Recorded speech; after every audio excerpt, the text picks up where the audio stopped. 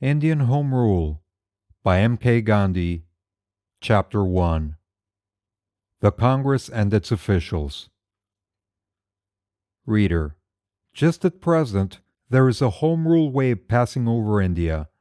All our countrymen appear to be pining for national independence. A similar spirit pervades them even in South Africa. Indians seem to be eager after acquiring rights. Will you explain your views on this matter? Editor: You have well put the question, but the answer is not easy. One of the objects of a newspaper is to understand the popular feeling and to give expression to it.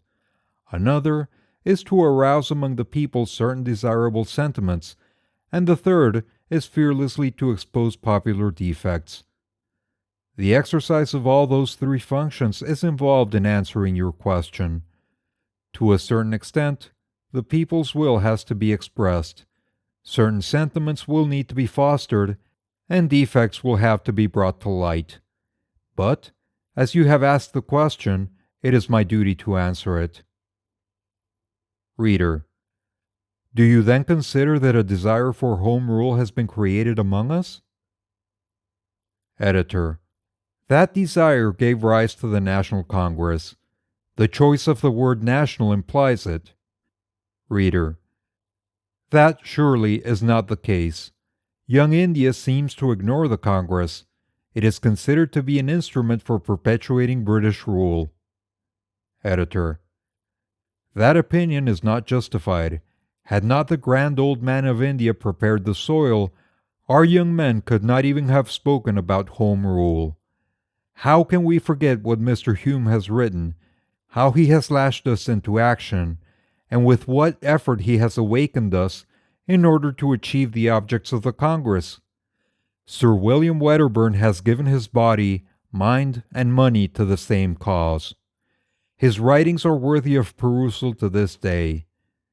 Professor Gokhale, in order to prepare the nation, embraced poverty and gave 20 years of his life. Even now, he is living in poverty. The late Justice Badruddin Taibji was also one of those who, through the Congress, sowed the seed of home rule.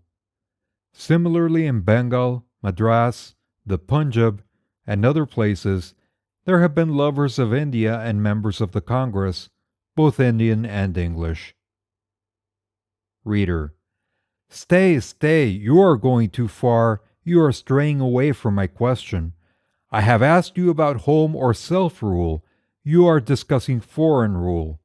I do not desire to hear English names, and you are giving me such names. In these circumstances, I do not think we can ever meet. I shall be pleased if you will confine yourself to home rule. All other wise talk will not satisfy me. Editor: You are impatient. I cannot afford to be likewise. If you will bear with me for a while, I think you will find that you will obtain what you want. Remember the old proverb that the tree does not grow in one day. The fact that you have checked me, and that you do not want to hear about the well-wishers of India, shows that, for you at any rate, home rule is yet far away. If we had many like you, we would never make any advance. This thought is worthy of your attention. Reader, it seems to me that you simply want to put me off by talking round and round. Those whom you consider to be well-wishers of India are not such in my estimation. Why then should I listen to your discourse on such people? What has he whom you consider to be the father of the nation done for it? He says that the English governors will do justice and that we should cooperate with them. Editor: I must tell you with all gentleness that it must be a matter of shame for us that you should speak about that great man in terms of disrespect. Just look at his work. He has dedicated his life to the service of India. We have learned what we know from him. It was the respected Dadabhai who taught us that the English had sucked our lifeblood. What does it matter that, today, his trust is still in the English nation? Is Dadabhai less to be honored because, in the exuberance of youth, we are prepared to go a step further? Are we, on that account, wiser than he? It is a mark of wisdom not to kick against the very step from which we have risen higher. The removal of a step from a staircase brings down the whole of it. When, out of infancy, we grow into youth, we do not despise infancy, but on the contrary, we recall with affection the days of our childhood. If, after many years of study, a teacher were to teach me something, and if I were to build a little more on the foundation laid by that teacher, I would not, on that account, be considered wiser than the teacher. He would always command my respect. Such is the case with the grand old man of India. We must admit that he is the author of nationalism. Reader, you have spoken well. I can now understand that we must look upon Mr. Dadabhai with respect. Without him, and men like him, we would probably not have the spirit that fires us. How can the same be true of Professor Gokhale? He has constituted himself a great friend of the English. He says that we have to learn a great deal from them, that we have to learn their political wisdom before we can talk of home rule. I am tired of reading his speeches. Editor, if you are tired, it only betrays your impatience. We believe that those who are discontented with the slowness of their parents and are angry because the parents would not run with their children are considered disrespectful to their parents. Professor Gokhale occupies the place of a parent. What does it matter if he cannot run with us? The nation that is desirous of securing home rule cannot afford to despise its ancestors. We shall become useless if we lack respect for our elders. Only men with mature thoughts are capable of ruling themselves and not the hasty-tempered. Moreover, how many Indians were there like Professor Gokhale when he gave himself to Indian education? I verily believe that whatever Professor Gokhale does, he does with pure motives and with a view to serving India. His devotion to the motherland is so great that he would give his life for it if necessary. Whatever he says is said not to flatter anyone, but because he believes it to be true. We are bound, therefore, to entertain the highest regard for him. Reader, are we, then, to follow him in every respect? Editor, I never said any such thing. If we conscientiously differed from him, the learned professor himself would advise us to follow the dictates of our conscience rather than him. Our chief purpose is not to cry down his work. But to believe that he is infinitely greater than we, and to feel assured that compared with his work for India, ours is infinitesimal.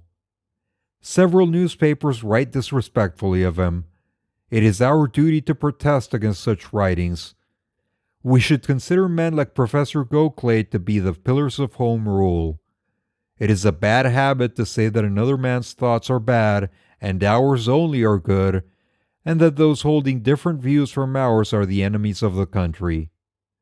Reader, I now begin to understand somewhat your meaning. I shall have to think the matter over, but what you say about Mr. Hume and Sir William Wedderburn is beyond comprehension. Editor, the same rule holds good for the English as for the Indians. I can never subscribe to the statement that all Englishmen are bad. Many Englishmen desire home rule for India. That the English people are somewhat more selfish than others is true, but that does not prove that every Englishman is bad. We who seek justice will have to do justice to others. Sir William does not wish ill to India. That should be enough for us. As we proceed, you will see that, if we act justly, India will be sooner free. You will see, too, that, if we shun every Englishman as an enemy, home rule will be delayed. But if we are just to them, we shall receive their support in our progress towards the goal. Reader, all this seems to me at present to be simply nonsensical. English support and the obtaining of home rule are two contradictory things. How can the English people tolerate home rule for us? But I do not want you to decide this question for me just yet. To pass time over it is useless. When you have shown how we can have home rule, perhaps I shall understand your views. You have prejudiced me against you by discoursing on English help. I would, therefore, beseech you not to continue this subject. Editor: I have no desire to do so. That you are prejudiced against me is not a matter for much anxiety. It is well that I should say unpleasant things at the commencement. It is my duty patiently to try to remove your prejudice. Reader: I like that last statement. It emboldens me to say what I like. One thing still puzzles me. I do not understand how the Congress laid the foundation of Home Rule. Editor: Let us see. The Congress brought together Indians from different parts of India and enthused us with the idea of nationality. The government used to look upon it with disfavor. The Congress has always insisted that the nation should control revenue and expenditure. It has always desired self-government after the Canadian model. Whether we can get it or not, whether we desire it or not, and whether there is not something more desirable, are different questions. All I have to show is that the Congress gave us a foretaste of Home Rule. To deprive it of the honor is not proper, and for us to do so would not only be ungrateful, but retard the fulfillment of our object. To treat the Congress as an institution inimical to our growth as a nation would disable us from using that body. You have reached the end of Chapter 1 of Indian Home Rule by M.K. Gandhi. Click on the links at the end of the video to go to the playlist or the next chapter if it's available. If you enjoy the content and would like to support the channel, please like and subscribe.